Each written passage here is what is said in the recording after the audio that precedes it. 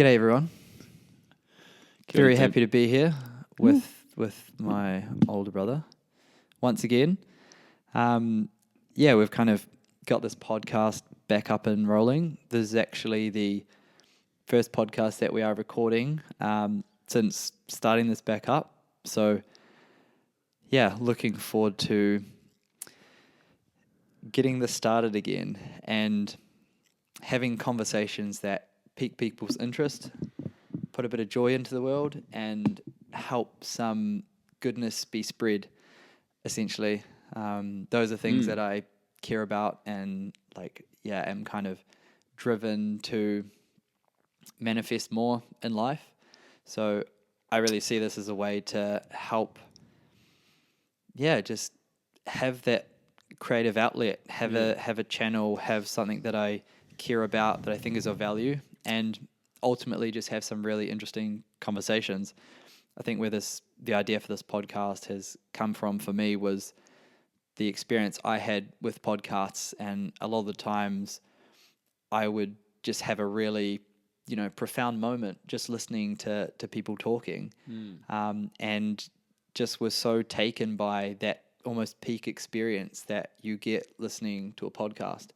Some of them are just full journeys where, imagine you're walking up a mountain, like one of these mountains, and you reach the summit and you've got this full scope of view, and it feels so different. You're at the top, you're at a certain stage in the journey which is almost different from the other stages, and it is just this overwhelming, enlightening feeling.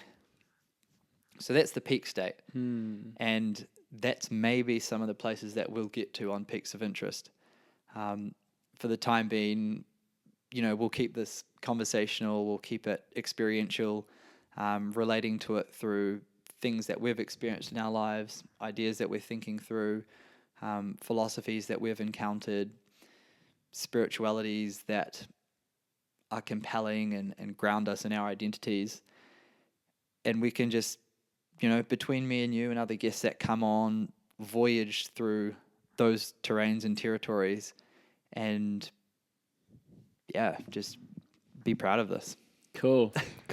No, I'm stoked that we're taking this back up, and that I definitely feel a calling to do this, and I think that I've definitely felt that this is part of your calling, and I've seen that, and I think there's definitely something to give to the world that we both have, that would be a shame to keep to ourselves. So it's great that we've got the opportunity to be able to record this. Yeah, totally. It's like roles and religions is maybe an episode of a podcast that we'll do one day. Big time. And I think the relevance of it to drop in here is that,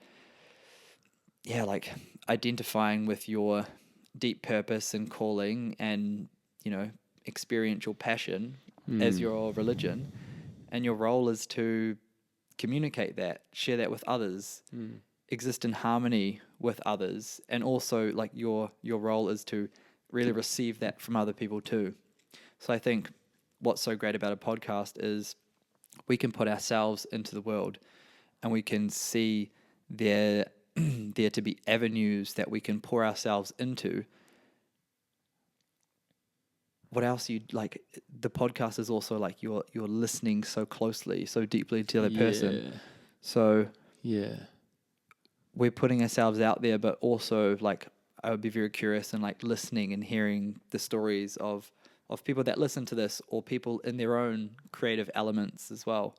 There's tremendous value in even just some of the Kiwi artists that we're around, given the circles that you are in, and so it's very much a two-way dialogue. Exactly, and there's so much opportunity there for growth and for learning. I envision being able to research about particular subjects and having more of an inspiration to do so because of the podcast, because I want to be more informed when I come into to a discussion. So it gives me inspiration to learn and to grow, and in that inspiration, there's also the ability for listeners out in the world to grow as well. And I personally have had massive transformations from particular podcasts that I've listened to in the past that have really helped me on my journey. 100%. Exactly. So I think it's a big thing. I'm super excited to get into it. Shout out to all the podcasts out there that are really changing lives. Yeah, shout out.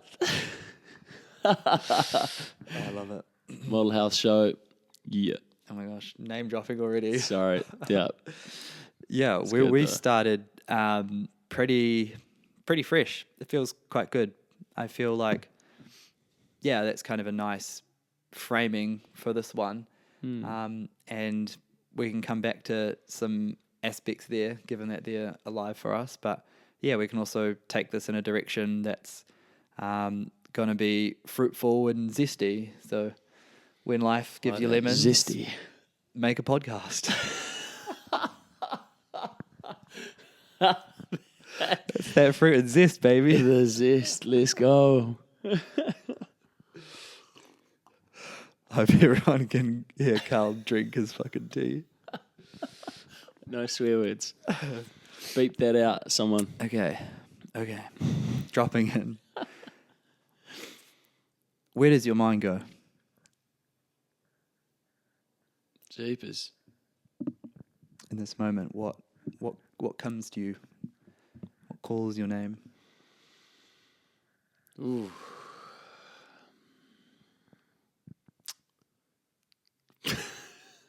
Kind of hidden blanks. Really? I mean, take it anywhere. Like, Yeah. we've brought up ideas around journeys through art, journeys through creativity, Yeah. the role of art in life, how we're using it, how we see others using it, the benefits that we're getting from this, So that's what we're going into, a bit of artsy kind of stuff. if you'd like. Yeah, I do. Yeah.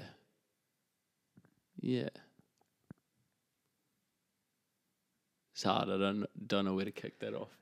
You're in the process of making an album, Yeah. songwriting, Yeah. teaching yourself some production, Yeah. having the good ear for things. I guess I can just lead into this with a question for you. You've released several songs on Spotify. What's your artist name? Yeah. Artist name is Carlo Young, not Yang. Carlo Jung. Young. What Yeah, is it's kinda what like- is what's been there for you in the way that your identity has shifted in a social capacity, if not a personal capacity, to being an artist? What has shifted?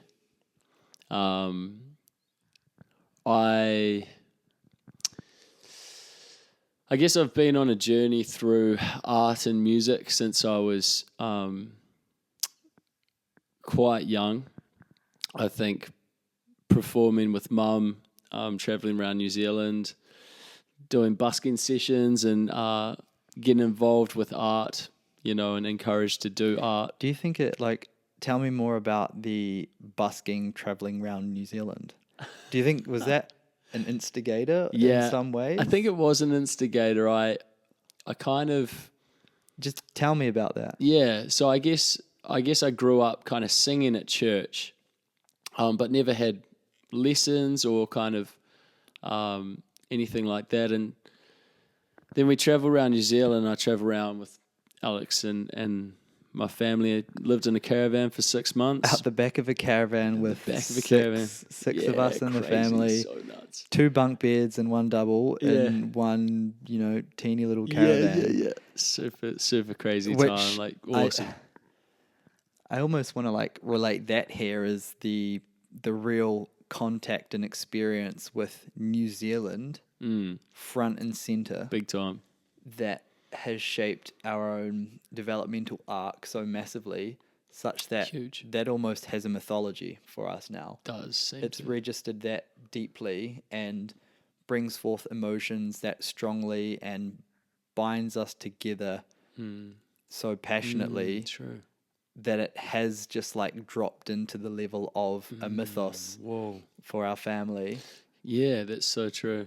Yeah, and I think like the reason I'm able to go traveling around Southeast Asia with my sister for 4 months and live in like the same space, like we're is just I think the fact that we had that opportunity when we were kids really helped with our relationship in that sense. And I do when we're traveling overseas, the amount of people who are like so surprised that I'm traveling with my sister because they couldn't imagine traveling with their sibling. And I'm like, Well, and everyone, they see it and they go, oh, that's so cool. You're traveling with your sibling. I yeah, find that's often the reaction, and like yeah, it seems to be. there's a kind of surprise into a close like friendship to be had with a sibling. Like I can't speak too confidently about that like writ large, but yeah, it is. It's interesting to see how even like just that close proximity when we're younger and like a lot of play, a lot of exploration Yeah. that has maybe just kind of Cemented our kind of put that connection. instinct and Yeah. relationality. Yeah, that's true. It's quite interesting. Yeah. I guess so. Yeah, on that trip, I was, to bring it back round, I was busking with my mum and my sister, and sometimes Alex would join in. When you guys were blessed with my singing. I think you're a bit of a nuisance more than anything. I remember you trying to take all my solos, and I was pretty pissed off. But yeah, I guess that was my first time performing, and I found I liked it, but I didn't know if I had a good voice or anything, or You didn't. yeah, and I probably didn't. But I remember, But you did care about it. Like you really did did care. I did care, and I did love. Like, it wasn't so much that we were getting money, which we were, and we were using that to go to Rainbow's End, but it was more the fact that people enjoyed our music enough to give money and to say some positive words, and really, like, I felt that joy and saw that joy in people at what we were doing, and I love the thought of being able to give that. And I remember at school, mum was my teacher for a couple of lessons. I think she was teacher aiding at the time, and she got me to do a solo with another kid in the class. And I remember when I sung the solo, the people in the class stopped talking and kind of listened, and it was like they were brought to attention in a way. And I heard one kid say, "He kind of sounds like a girl," but I felt like I was like, "Oh, this is actually, there's some gift in this. If I can make a classroom of students that I haven't heard stop, silent like that, and I can sing and all of a sudden create this silence," and it was like, felt like this peace. I was like, maybe that's a path, maybe that's something, a gift that I have. And I started, I guess, honing this gift, or trying to increase in the music. Yeah. Just to feedback like some of what I'm hearing, the way that art can be something that people value more than the material. They're willing to give up their money, their possessions, like what is otherwise soon to be their bread and milk. Yeah. And often their time as well, they would sit down and watch, and it's like...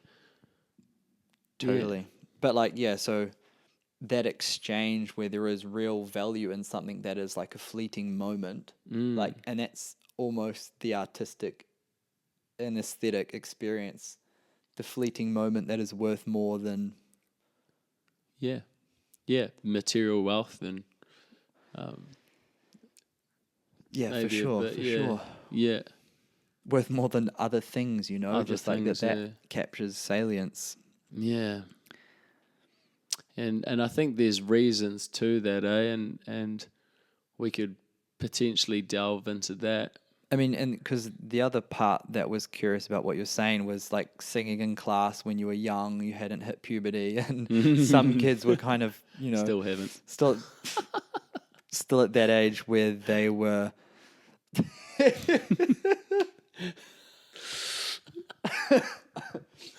Still at the age where they could like notice something like, gender and call it out. And I mean, I guess it's just like a pretty like stumble upon it type thing, but it's like interesting there that for you were like interested at the way that people would stop and listen. And again, like people, when we were busking around New Zealand, would stop and listen and smile. Like everyone would smile that caught your eyes. Yeah. Because we weren't except for asking the people in for anything. Greymouth.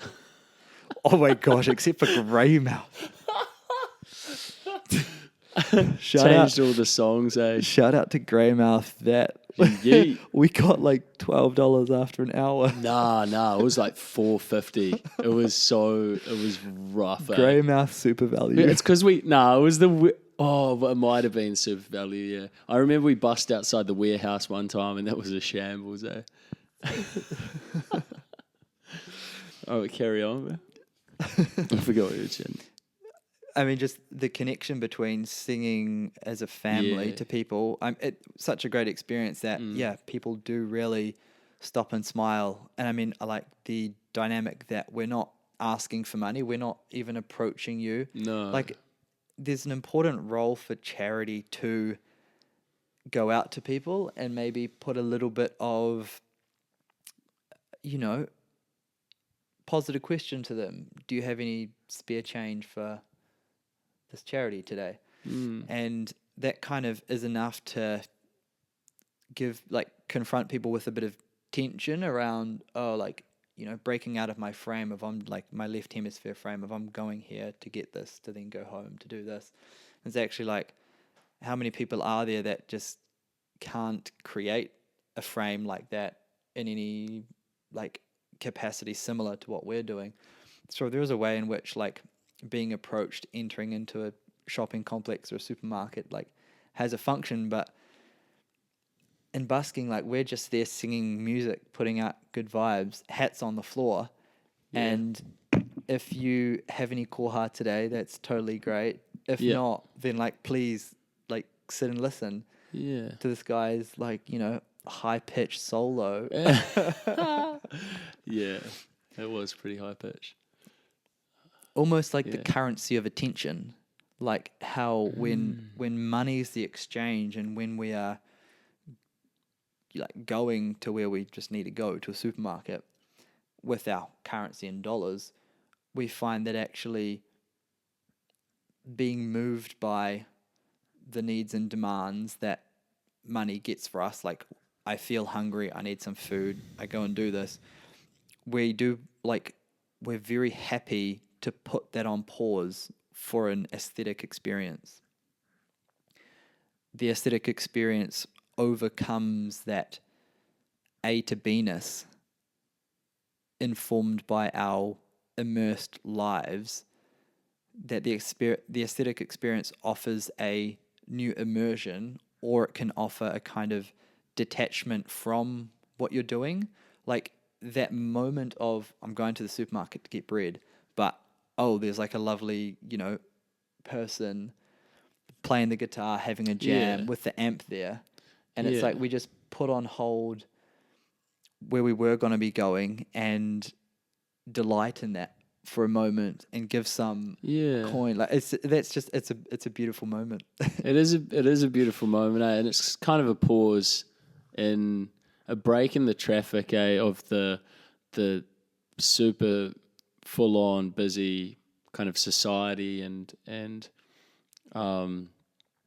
where it gives people a chance to take a break and just be, and not have to think about, you know, what groceries they've got to get, or what, you know, you can bring people out of that and bring them to a place of peace and contentment for a little bit. And I've definitely had that with music. Music's always had that effect on me, listening to my uncle's music, my you know, my cousins playing, and people on the street. Shout out. Worship music as well. It's just like Shouting out who? Will McLean, Will Jethro McLean, Oscar Jay Clean, Goodwin, Oscar all the Goody, cousins, Kevin McLean, John McLean, Steve Connor, all the uncles. the Vacuum. Steve doesn't even play guitar, man. Steve Connor. He got a shout out, but This is Bee Gees kind of like he's a great talker. Tribute. A great talker around a fireplace. So shout out to that. But yeah, no, just like, yeah, it's always provided that for me, a place of peace and contentment. I can release anxiety. If I'm at a concert or listening to music or playing music, it's definitely like helps me release stress and anxiety, and it's super important. Yeah. Yeah, I recall one time I was going for a run just around the place, like here in Auckland, and as I speak about it now, I start to remember it even better, kind of like the way we recall a dream. I was listening to a podcast and going for a run, and really getting a lot from it. It was kind of really deep and put me in the zone, put me in flow, and that thought stream started happening. The kind of insight cascades were coming and going, and I remember I finished this run. I think I was like quite like fatigued and tired and wanted a break, and I sat down on this park bench, and it was by Mission Bay Beach, and I could hear someone up at a pub playing live music, like very loud. But I sat down, and I was kind of in this like dreamy state from this physical exertion and from this, stream of thoughts. And then the song that was playing was just this classic that was like it sounded like things were getting taken away. Like it was such an uplifting moment. And again, like speaking to that pause, that break, that relaxation into a moment of fullness, felt very alive. I was trying to remember the name of the song. Yeah, I was waiting for it. It's that song that's like 4 songs in one by Queen. Bohemian Rhapsody. Yeah. It was Bohemian Rhapsody. Yes. And this like guy with a mic is just belting it and hitting all the notes. Whoa. And for me, it was just like, that was like almost a synchronicity, because it was just like, I don't know, like my mental state and receptivity for that kind of passionate song was like right there. So I just like sat in and like keyed right into that music that was playing. Man. And yeah, just so uplifting and inspiring for what's to come. But at the same time, like a moment like that where it's a kind of aesthetic experience on the way that gets your attention, how that can be a release, how that can be a relaxation, how that can be an omen on the path, right? Yeah, and I think that's what definitely myself as a musician, what I try to look for, and what's the word?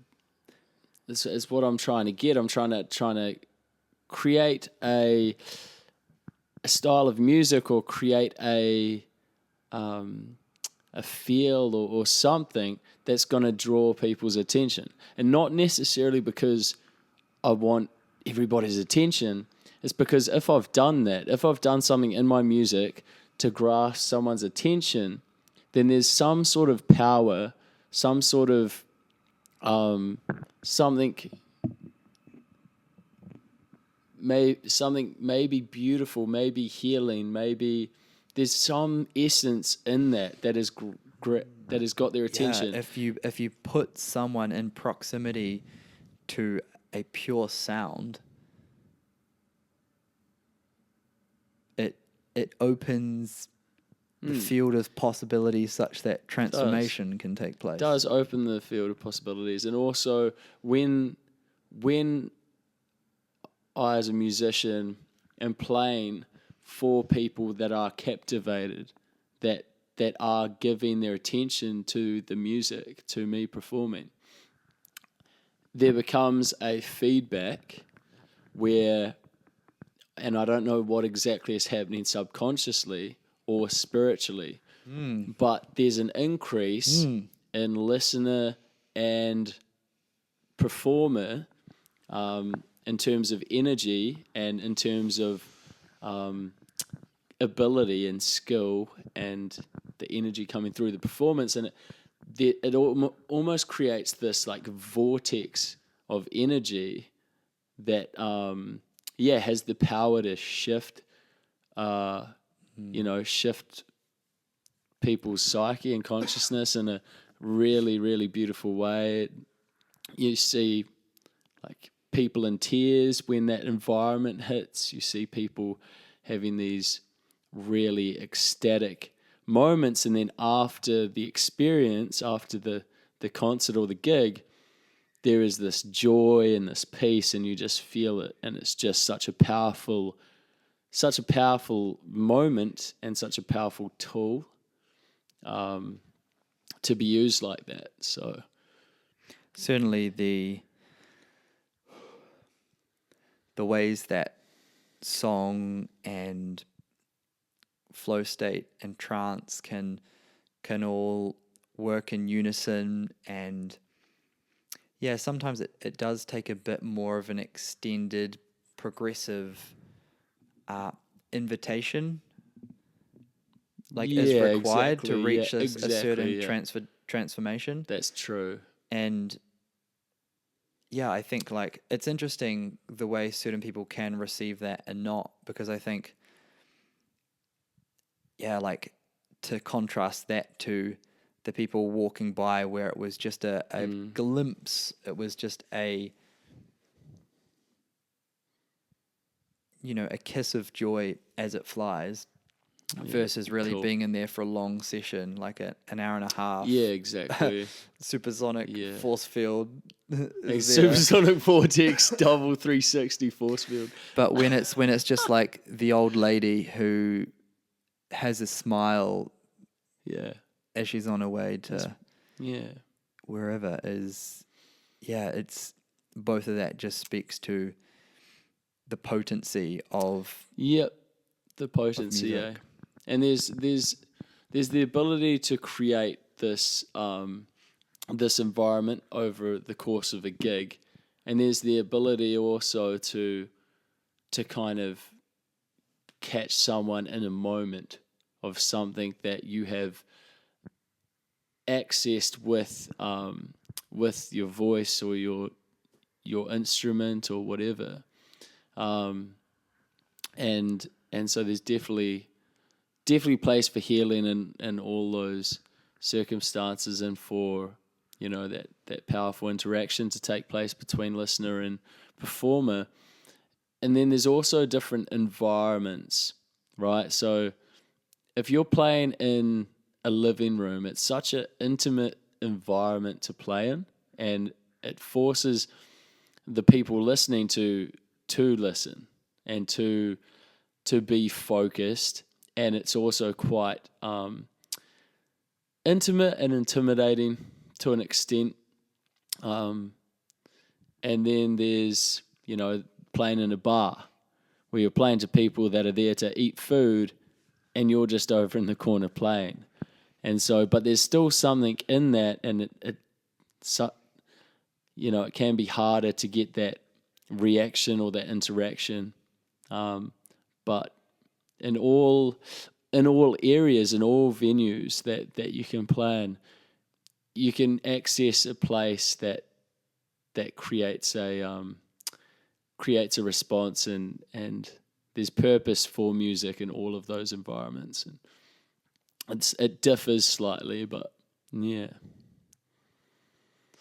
Love it. Yeah.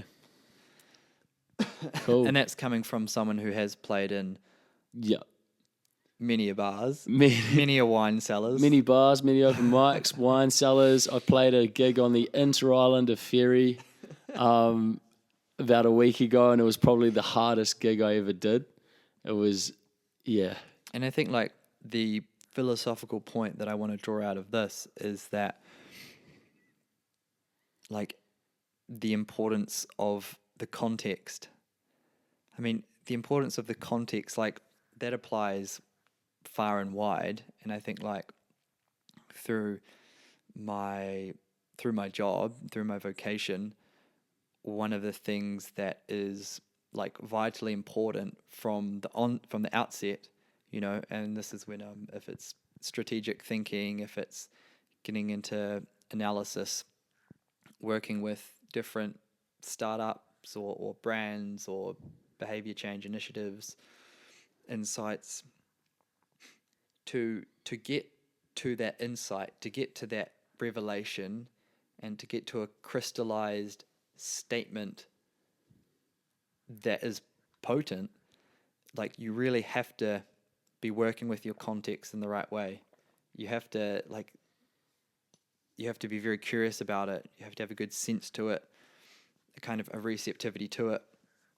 And I think that a lot of these things, like it's interesting how there's a convergence between strategic thinking and music, in the sense that both of them require for their fruition to be realized in some sense. I'm not saying this is closed-ended, this is very open-ended. Yeah.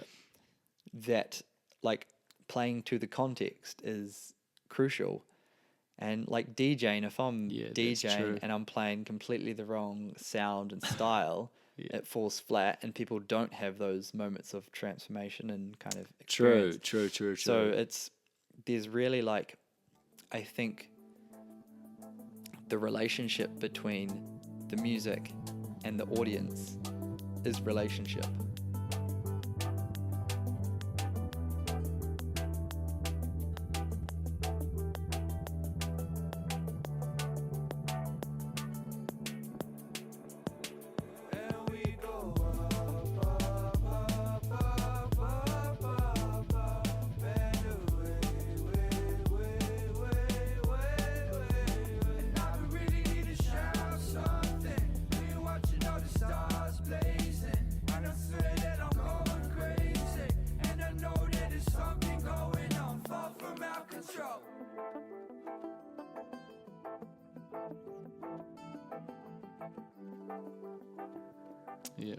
Yeah, that's cool. And it is. And I've realized over my years of playing that my music isn't suited, or my style of music isn't suited for bars. Sure it is, but like it's, you know, that's a pretty broad statement. Yeah, it's a pretty, I guess it is. You've been in some bars in terms of bars where it's kind of like, you know, people are there to get on the drink and have a boogie on a Saturday or a Friday, and my music definitely isn't boogie worthy music. It's not Saturday Night Disco. It's not Saturday Night Disco music. I can't play Wagon Wheel, and that's like the one requested song that I'd have in Blenheim. You're fighting with one arm tied behind your back, mate. A Wagon Wheel or yeah. So, or Wonderwall, but and I'm starting to realize like where my bright side, where my target audience is in an environment, not necessarily age. I'll play for anyone, but if I'm in an environment where it's where it lends itself for people to listen and actually take in the words of the song and be in that place of kind of captivation, then I will activate, and there will be some great stuff happen. And I don't want to be hitting that place all the time, because it's special when that environment takes place. But yeah. What do you feel the change to be? I know you mentioned before a little bit about the unconscious and kind of the energetic layer, but what change do you really notice in situations where you feel like the audience is receiving you appropriately? When the vibe is good? Yeah. The change in myself, or in the environment, or in the gig itself? Yeah, I'm curious about that whole dynamic. The whole dynamic. Maybe you could speak to what you feel in yourself first. Yeah. Yeah. Cool. Well, in myself, for context, I played a gig in a chapel before I moved up here, and I had 2 openers, and we set up this little chapel. Was it an active chapel? No. So it was an old school, ancient, I think, Anglican chapel that was at the museum in Blenheim, and they just hire it out as a venue, which is pretty cool. And what I said to you when I saw the photo, I was like, the video, I was like, man, I would get married there. Yeah, I remember you saying that. As this amazingly charming, kind of petite church sanctuary, but also just like a little bit of that modernization kicked in to restore it. And that was us. Like, we came in, and the whole thing was just a blank chapel with nothing in it really, except for an old dusty piano in the corner. And we chucked up tapestries on the side. We chucked up sheets that we had in diamond formation on the roof with lights going through it. We had one of Dad's blankets that he, just like a duvet that he painted on the wall in front. We just plants everywhere. Like, we really, really brought the vibe up. And to me, that's really like understanding your context, but also, and this is kind of crude language, it's it's maybe not the best, but like marketing yourself in the right way, which just means like giving the emotional primers and context setting that ingratiate people towards what they're about to witness. True, exactly. And so we've helped to create the environment that is going to help people access that place that I want people to get to when listening to my music and listening to this particular gig. And so I played this gig. We packed the place out. It was a mix of, anywhere from 18 to kind of 60, 70 year olds. Like, it was just a full range of people.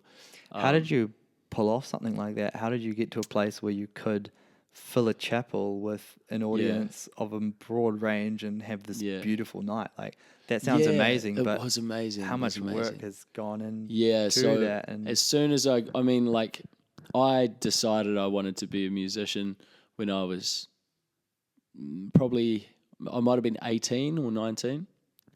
That's when I decided I wanted to be a musician. It wasn't until 3 years ago that I made the decision to be a musician, to really pursue and release doubt and anxiety and just go for this thing. And I've been on a journey since then. When I got back from Southeast Asia from travel last year, my main focus was find a band, start gigging, start pursuing and progressing in the industry, or with my music, not in the industry, maybe both. And so I got back to Blenheim. I found a band, and we had a bit of a change of band members and people coming in and out. And I started getting gigs, and I got heaps of gigs. I was getting like there was a patch of a couple of months where I was getting gigging out, mate. I was getting 2 gigs a week, and so I was just performing heaps, and I was having, people were coming to my gigs and they were enjoying them. It seemed like, and they were coming back. The gigs were gigging. The gigs were gigging off, mate. I'll stop. But yeah, so I had enough people that had come to my gigs, and I kind of emphasized that if there's one gig that people want to go to, it's going to be this one, because it's going to be special. And I knew that, and I let others know that, because I really genuinely wanted people to experience it, because I knew it was going to be something beautiful, and that wasn't coming from a prideful nature. Where was that coming from? Like what nature? No, that sense, like that. There's something about this moment that feels like there's a kind of truth disclosure that could be present. Yeah. Does it feel like, if I put some concepts, ideas out there, was it a faith? Was it a insight? Was it a intuition? Was it a personal gut feeling? Yeah, all of the above, I'd say. So it was like you understanding and appreciating the context of your audience well enough that you could create a curated experience for them that was fitting a sort of fittedness that you felt was appropriate for your audience. Like you just exactly. You're like, this is something that I feel really passionate about for those reasons, because the audience can see my passions expressed at work here. This is the one for them to really come in and have a moving experience. That's it. And that's always what I'm searching for is to have that moving experience with music. Is such a beautiful thing to witness, to be a part of, and to share. And that's what I'm trying to curate. And I knew that particular gig, everything was aligning for it. I'd found a violinist who had just slotted into the band. I managed to team up with House of Pluto, which is the main event organisers, and a super cool group that put on gigs in Blenheim. I had just so many. I had a friend from Norway recently come back who's an awesome, amazing musician, Isaac Beringer. Check him out on Spotify. And he was opening for me, and another mate, Jack Franson, who had just come back from a music academy. So it was just like, it was an amalgamation of things aligning. Plus it was in a chapel, and I have I have this deep faith and this need to glorify and to worship and create healing through music, and that's one of my purposes in music as well. So it was just very, very much aligned, and I had just the strongest intuition that it was going to be powerful, and it absolutely exceeded my expectations. Yeah. And yeah, what happened on the day is I woke up and I had went for a run to clear my head, and then I felt the need to go to the sea, and so I went to the sea and spent some time in the water, and felt the intention from God that it was a purification, so that I was ready for the events that were going to take place on the day. And I had this cleansing, purifying, prayerful, meditative morning. Then I met up with my mentor, who was also my pastor, Shannon, and had one of the most incredible transformational discussions and kind of times with him in the morning, where I spent probably about half of the time crying, which was, super full on. But I just had such a release in the morning. And by the time it got to, and then I went and I spent the day setting up the chapel. And by the time it got to the gig, I was so at peace. I had the biggest release I've ever had that day, I think. And I was just in such a place of presence. And, something kind of took over during that gig.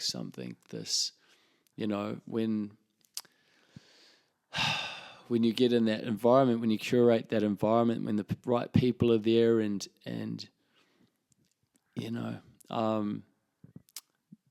the power of that environment to create something magical and have this kind of spiritual essence rise up and take over the singing and take over the songs and fill the place. That's just what happened, I guess. 100%. Wow. I was Woohoo! reliving that moment. I was reliving the moment. Man, so beautiful. Yeah, I was really feeling what you were saying on that energetic level more than anything. I get you. I was almost, you're almost, given some of like the photos I'd seen, I was really like filling that with the energy that you've just offered there. But even, I have a kind of a vivid picture of this in my head just from the start, and like the journey that you've been on to get to there, from like starting from busking outside the grey mouth super value. Not catching any smiles, but catching a fade from the locals. I'll say you were fat.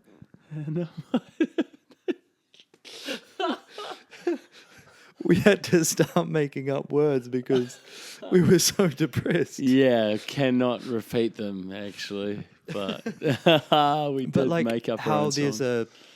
and like when I put the question to you, like those are the responses I get. So it's almost seems like there's an arc that's taking you from that early stage. Like there's a through line that you connect right back to that earlier period. Yeah. But then there's also like that voluminous surge of the day that takes you to the sea and, knows that you're going to a holy place, and that it's like, I mean, the image that I had in mind was like earlier was you were going into this church to become the tree of life.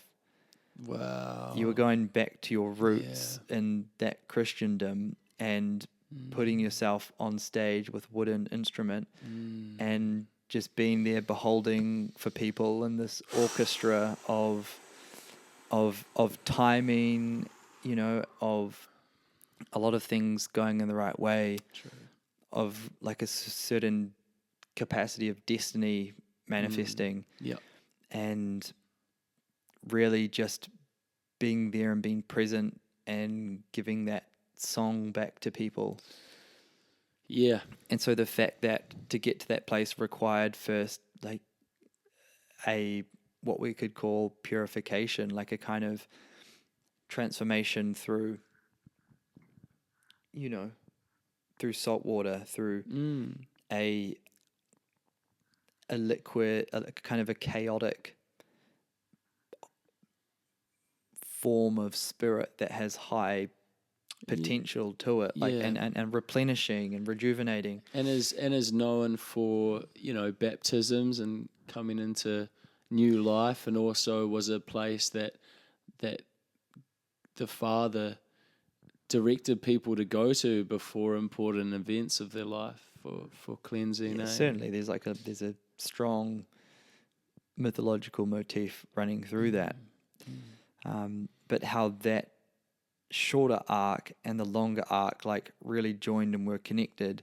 It's almost like the longer arc was your story of life and your connectedness to the here and now.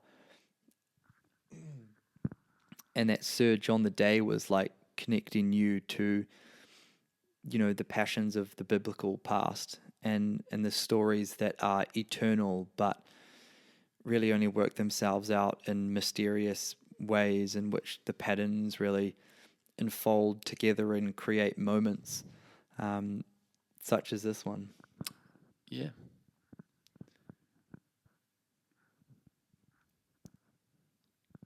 Yeah. No, it's definitely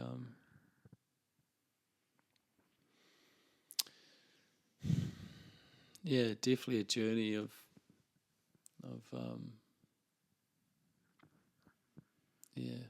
I mean, it just speaks to the commitment and creativity that you've had, like to put on an experience like that. Yeah, and it Doesn't happen overnight, but it's not out of reach either. You've just gone and done it. And it seems very meaningful and very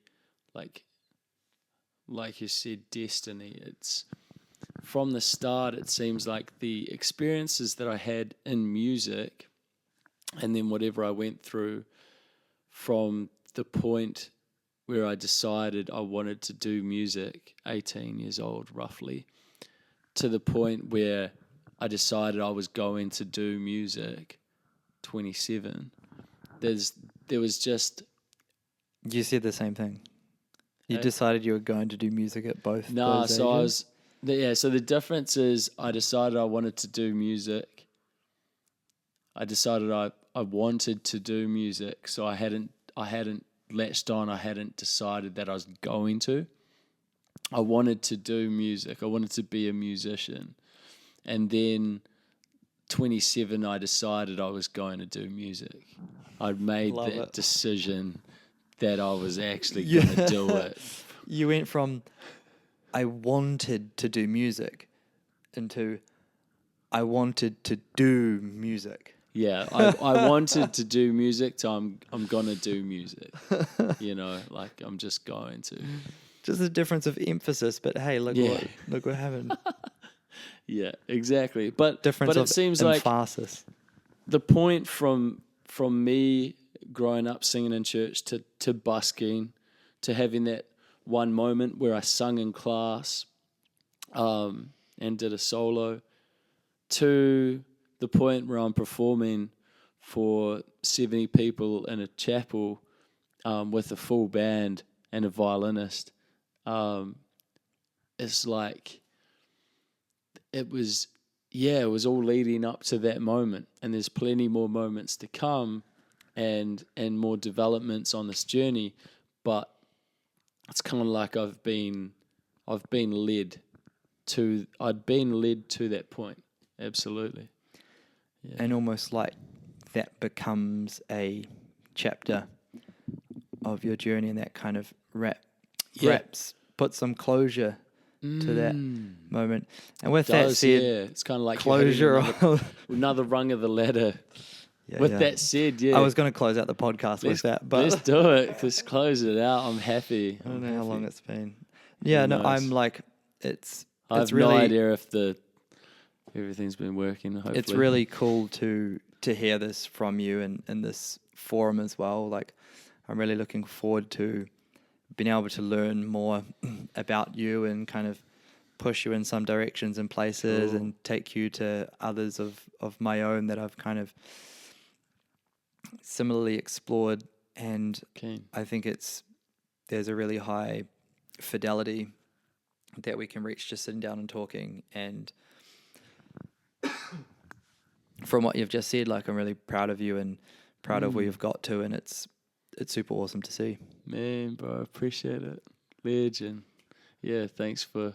Close us out. I'm going to die. Yeah. You're not going to die, bro. You're going to live. Cheers for listening, team. This has been our first podcast that we've recorded since coming back. Me and Alex are living together now, so yeah, we're gonna be hopefully recording a bunch more and putting them out to you. Hopefully you enjoyed that one. Stay safe. Peace and love. Bye. Don't overcook it.